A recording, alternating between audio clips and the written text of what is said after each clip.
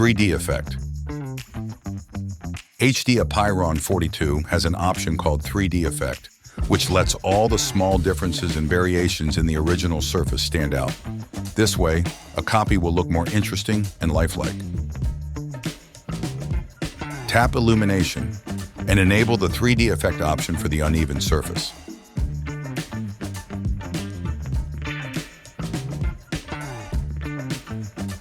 The scan will temporarily include all information about the light from both lamps.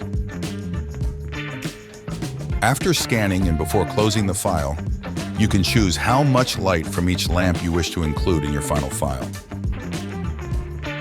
Tap the 3D effect button and use the slider to get the wanted effect.